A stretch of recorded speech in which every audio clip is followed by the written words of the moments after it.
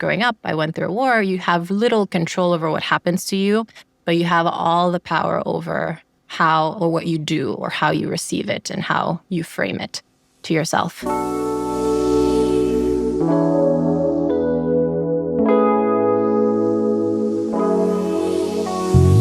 Hi, Jennifer. Welcome to the show. Thanks, Chrissy, for having me. This is going to be so fun. I'm happy to be here. Thank you so much. We're so excited. We like to kick off every episode, and instead of just asking people, what do you do? We say, when you go to a party and someone asks you what you do, how do you introduce yourself? I love this question. What a great one. I like to say I dance in the moment with people. Beautiful. And what I mean by that is that with coaching, I meet people where they're at in that moment. And that may be for someone learning to hear themselves, for another person empowering themselves because they've spent most of their life empowering someone else. For others who may be at the top of their game, it might be stretching themselves and how do I champion them and get them to form better habits? But regardless of what that is for each human in whatever season of life they're at, it's about dancing in the moment with them. And then with my podcast as well, it's getting to be with humans along whatever part of their journey they're at and learning with them and from them. And I just feel so fortunate to get to do what I do. Okay, beautiful. That's probably the most poetic answer we've had so far. What a beautiful career and way to live your life and a thing to commit your time to. I know you have a pretty interesting story of how you got here. Would you be able to share a little bit about that? About how I got to coaching and podcasting? Yes, how you arrived at this beautiful career you've had. Yeah, honestly, it's been just listening to myself and figuring out what am I so excited to do.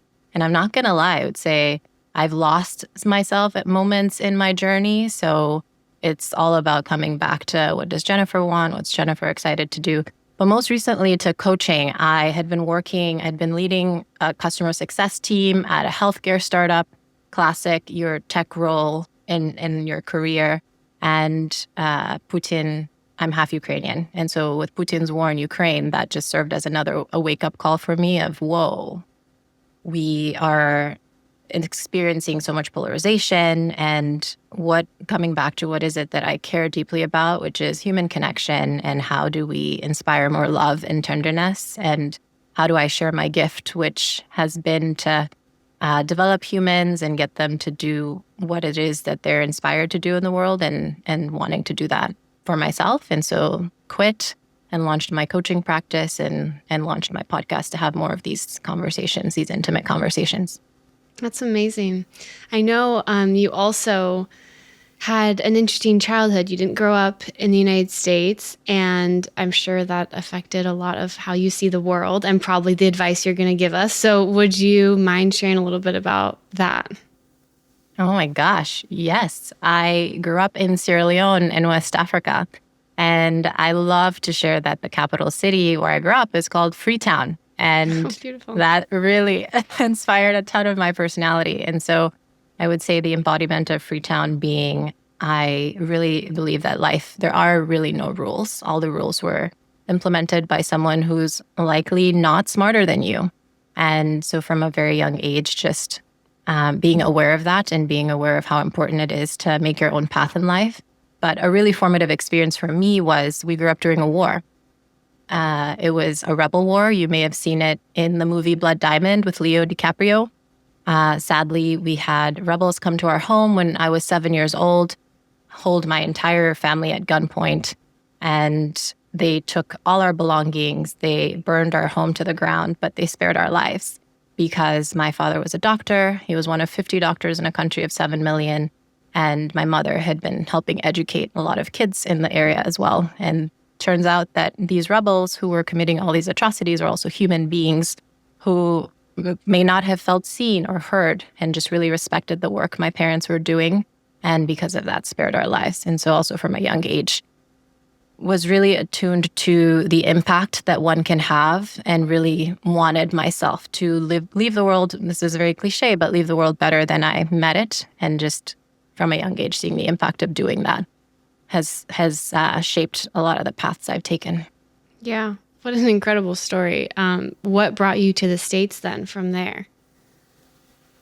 Again, so Sierra Leone's the seventh poorest country in the world, and there wasn't a ton of opportunity in Sierra Leone. And so you can think of me being able to leave Sierra Leone, again, to forge my own path was like opening the world of possibilities to me.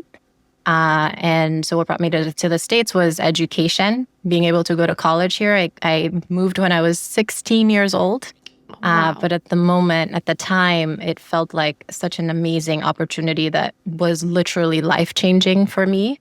And yeah, it opened all the doors, got me to where I am today. And again, coming back to the notion I started off with, which is you create your own path in life and you figure out what you want to do and you go after it. Yeah. Well, just that story alone, I should say we're all very inspired. So I don't even know that we have to continue, but we will. That's incredible, and I will never know what that journey is like, and so I am just inspired very greatly by it. I will go to our next question, the point of the show.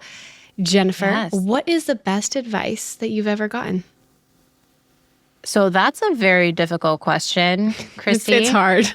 I think, again, it depends on the season of life. I would say for me these days, one piece of advice that I love to come back to is the power of story, the power of reframing, and just how important that is, and the power of the perspective that you choose is. And I think in life, for instance, growing up, I went through a war. You have little control over what happens to you, but you have all the power over how or what you do or how you receive it and how you frame it to yourself.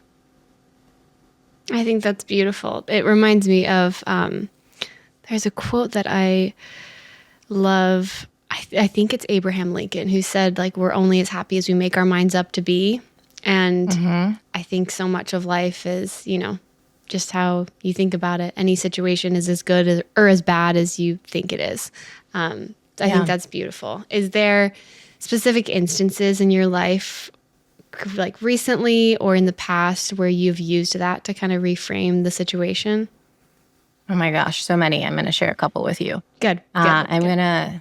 So first one I'm going to share is my husband and I recently went through a miscarriage. And I want to share this because I know lots of women experience this. It happens more often than not. Yeah. And I know it can be, and it is very difficult to experience. So wanting to really share the power of story here. One story we could have told ourselves is, wow, even the word miscarriage, right? It's there's something wrong with me, or whatever happened there with that embryo that didn't work out. It's our fault. And it just pains me how many women still hold on to this, or families still hold on to this story. And again, coming from a medical background, having worked in maternal health care, I want to share this other reframing, which my husband and I have found a ton of comfort in, which is we're so grateful that my body in nature has developed checks and balances to figure out what is a viable pregnancy and what isn't. And we're so grateful that we had that experience where this wasn't a viable pregnancy, and how much more difficult would it have been for us if we had a baby, for instance, with genetic defects, et cetera, and who knows what could have happened there. And so that's one example of the power of reframing. And again, it doesn't take away from the pain of the experience, but it has certainly brought us a ton of peace, which has been really, really useful and helpful for us. And then another situation here was where I use this power of reframing is when I quit my job, for instance, last year to launch my executive coaching practice and to start this podcast, which is something that I'd never done before. A story I could have told myself is, wow, Jen, you're 4 months into this job. What is wrong with you? Why are you leaving this early? You need to stay and make it work, and you're a quitter or whatever. But the story I chose to tell myself was, you have amazing gifts. You have a ton of impact to share. And right now, you just are not called to do this particular work, and figure out what is the work that you're really called to do? What is the impact you want to share? How do you want to share your gift with the world? And at that moment when I quit, I wasn't sure, Chrissy, what I was going to do. I didn't quit to do another job. I quit to just spend time with myself. This was right before our wedding, to figure out how did I want to again, be Jennifer in the world. And it became super clear to me to launch my coaching practice. And then the last example is my partner and I, we live in Austin. And some people are like, whoa, Austin is so far from everything. And we choose to say that Austin is so close to everything, right? It's like 3 hours to Mexico or the Caribbean. It's 3 hours to New York. It's 3 hours to California. I have family in Michigan. It's also 3 hours. So that's how that's really served me. I think those are all beautiful. I mean, in summarization, we are the stories I guess we choose to tell ourselves. Yeah. And I think especially your example of the miscarriage, which I'm so sorry you had to go through that. But even in the situations where you think there is nothing positive in this, I think if you rewire your mind to think of just any other angle, it's incredible how many terribly depressing and horribly traumatic things can actually be turned around to be something positive in your life and to help you propel and move forward. So I think that's really beautiful.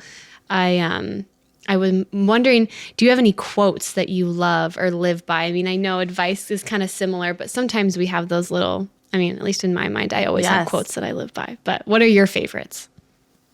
A couple. One, life is a banquet of possibilities, which is tied around the power of storytelling. If you go into any opportunity or any scenario, there are infinite possibilities that could happen here, and it's basically just limited to what stories you tell yourself. So really love to flex that one of, am I thinking too in the box here? How can I totally turn this up on its head? Yeah. And then another one that I love, actually, the writer of Inside Out shared this with me, and I thought it was beautifully summarized. She said, in order to fly, you need to fall first. And this is in relation to, she was sharing a story of how she used to be the head of Jodie Foster's production company and quit and even declined a job offer by J.J. Abrams, who made Star Wars in that enterprise, to become a writer herself. And that felt so scary to her. And today she's written such prolific stories that have inspired so many of us. And that was such a scary time for her. And it felt like falling before she could fly and soar her wings as a writer. And if you even look at birds, how they fly, if you look at them going off of a cliff, it first feels like they're dipping before they soar. If you've ever paraglided or things like that, you first go down before the wind takes you up. And I love that as a metaphor for life. Yeah. I think all that is beautiful. Yeah. That's how I feel. You have had so much wisdom. I mean, it's like you came straight out of a book. Truly, I couldn't have thought of better quotes. Thank you so much for being with us and for sharing your advice and your story and for all the good that you're doing in the world. That is the point of this show, is to highlight people like you. So I want to know where we can go to follow and to support all that you're doing. Give us handles, give us websites. Where can people go? First of all, thank you, Chrissy. I similarly think you're doing amazing work. I truly do believe in the power of quotes and inspiration.